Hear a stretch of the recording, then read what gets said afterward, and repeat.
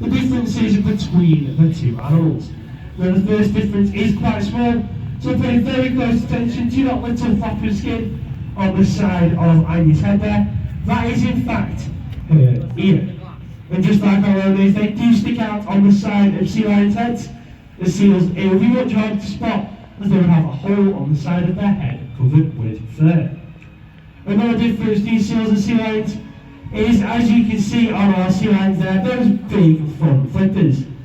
Now those front flippers are so large, they're about the size of my forearm, so from my elbow all the way down to my fingertips. The seal's front flipper is a lot smaller, only about the size of my palm, with 5 claws on the end. Now sea lions, both here at Blackpool Zoo and out in the wild, use these front flippers for a number of different reasons, one of which is in fact to clean their whiskers. Now sea lions also use these flippers to move about when they are on land. And as you can see with Anya here, she's able to walk, she's able to climb, she's even able to run, and Anya can even jump up and show you all just how big those front flippers are. So we've seen how a sea lion moves on land. Of course we need to show how a seal moves as well, so you guys are able to tell the difference. And as you can see with Anya, seals will have to use those claws on the end, those small flippers, to drag themselves along on their stomachs, as they don't have those big front flippers to help keep the upper part of their body up off the ground. Let's give our sea lions a big round of applause, guys, to show you the differences between seals and sea lions. The sea lions are carnivores. They do hunt up to 50 different types of fish, as well as squid and octopus, and they do have some pretty incredible natural abilities that help them to do this. So they have forward-facing eyes and a very flexible neck. It means that Lena here can judge the speed and distance of these hoops, meaning she's able to manoeuvre herself to be able to catch them around her neck. Let's give her a round of applause, guys. This is something that Lena is still learning to do, but as you can see, she's making pretty excellent progress. Now to show you how incredible these natural abilities really are, we're going to get one of our sea lions to head into the water. So Luna's going to make her way into her active oceans pool now, and I think for every hoop that she catches, she does deserve a big cheer.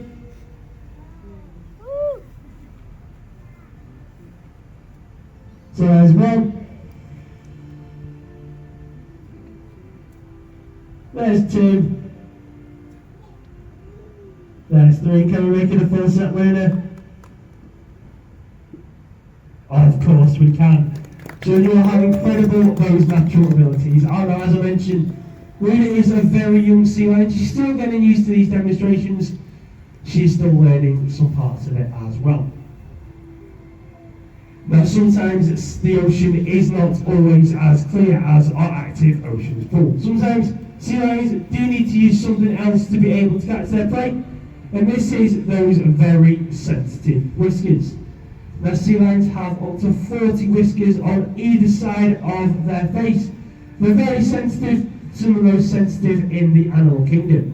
It means they can sense the vibrations of fish moving through the water, but it also means that Anya here is able to detect the vibrations of this ball as well. She can sense the vibrations of it with her whiskers, keeping it balanced, and she's able to manoeuvre herself and even pass it back to shoulder when she gets a signal. Let's show you how incredible these whiskers really are. Anya's going to make her way into her active oceans pool. And she can actually detect the vibrations of that ball hitting the water. She can find it, she can balance it, she can keep it balanced all the way back up onto her stand. And when she gets a signal, she can pass it back to shoulder as well. Let's give her a big round of applause, guys. Now, while sea lions are incredible hunters out there in the world, they are not top of the food chain. There is something out there in the water, in the oceans, that would quite like to make a snack out of a sea lion, but I'm not telling you what it is. Instead, Anya is going to make her way into her active oceans pool.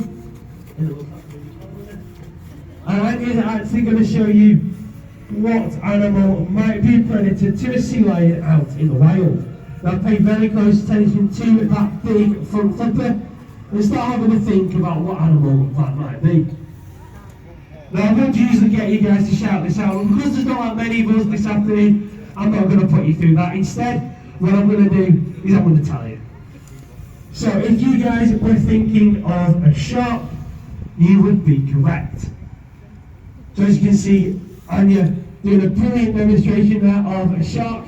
So it'll be things like tiger sharks, bull sharks, great white sharks, even killer whales trying to eat sea lions out in the wild. Now Anya, what would you do if there's a predator in your pool? You'd get out of the water as fast as you could, back up onto land, back into safety as well. Now sometimes it's not always easy for sea lions to get back up onto land. The ocean's a very big place. Sometimes sea lions do need to do something else to be able to get away from predators. Anya's going to share what she would do if she was in that situation in the wild.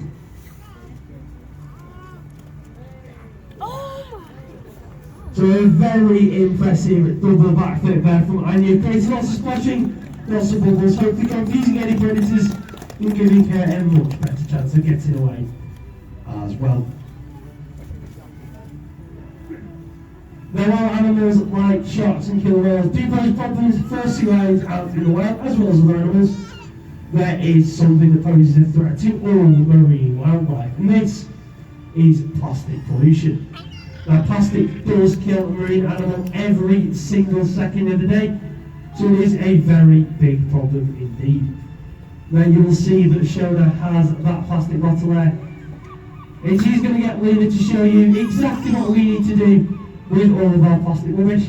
No Lena, we don't try and eat the recycling bin.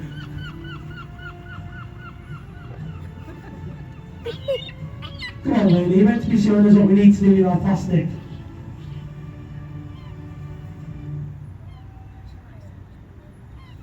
There we go, good job Lena, showing you there that we need to put our plastic into the recycling whenever we can. And if you do have any rubbish during your visit to Blackpool today as well, please stick it in the bin, please recycle where possible. It goes a long way to help bring animals here at Blackpool Zoo, but also animals out in the wild as well. Now that does bring us towards the end of our final sea lion training demonstration of the day. But I would like to show you one final thing, and that is a very impressive front flipper stand, showing you all just how big and strong those front flippers are. Now I don't know about you guys, but I think that Anya, Lena and Shona have done an incredible job this afternoon. If we can give them a nice big wave goodbye, and a huge round of applause as well. Thank you so much for coming to our final sea lion training demonstration of the day, guys. I do hope you have enjoyed learning about these incredible animals. Thank you so much, and enjoy the rest of your day here at Blackpool Zoo. Thank you.